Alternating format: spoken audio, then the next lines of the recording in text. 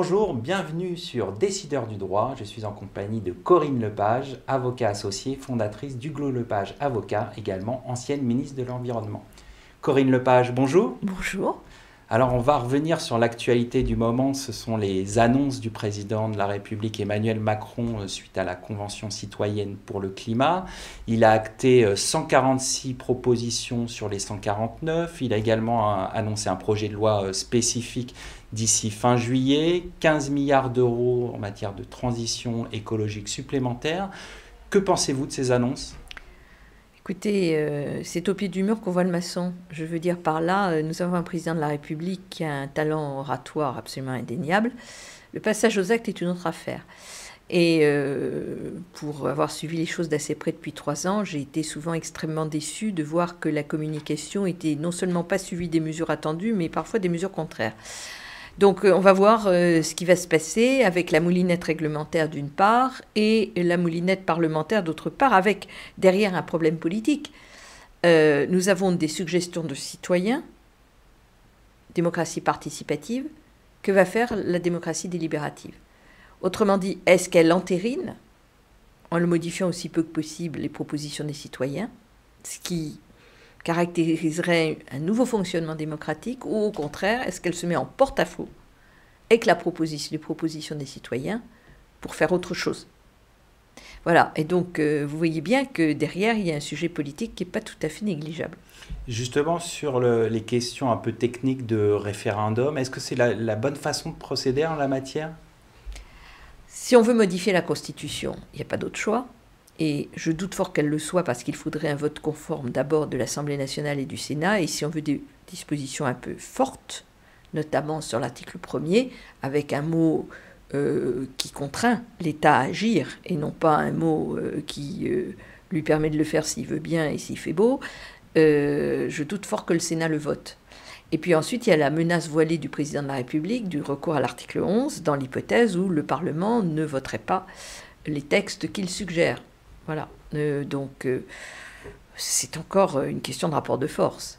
En définitive, qu'est-ce que vous retenez de cette initiative de convention citoyenne sur le climat ?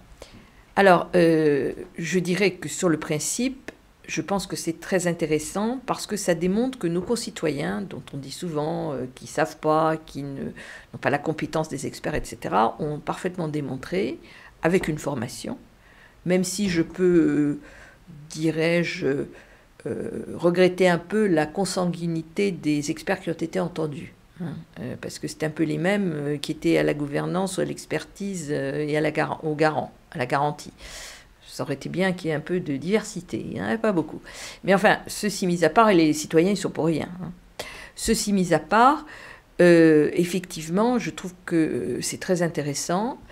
C'est une manière de faire que les Danois ont développé depuis la fin des années 80, ça s'appelle les conférences de consensus. Ça n'avait jamais été poussé, je dirais, à ce nombre, 150. Conférences de consensus au Danemark, c'est 20-25 personnes, c'est beaucoup plus petit comme panel. Mais c'est une manière, maintenant très habituelle, de faire évoluer la législation au Danemark et qui est assez intéressante parce que ça permet aux citoyens de se positionner et au Parlement de décider. Et donc chacun est à sa place. Les citoyens pour impulser un mouvement dont ils ressentent le besoin et le Parlement, démocratie participative, pour dire juridiquement comment les choses doivent se faire. Donc une initiative intéressante. Et sur les propositions elles-mêmes, qu'est-ce que vous retenez ? Il y a la proposition d'écocide par exemple, les modifications de la Constitution, notamment l'article 1er. Qu'est-ce que vous retenez ? Écoutez, l'écocide, j'étais assez d'accord avec ce que disait le président de la République. Pour moi, c'est essentiellement quelque chose qui devrait être reconnu au niveau international et qui ne le sera probablement pas dans les 10 ans qui viennent.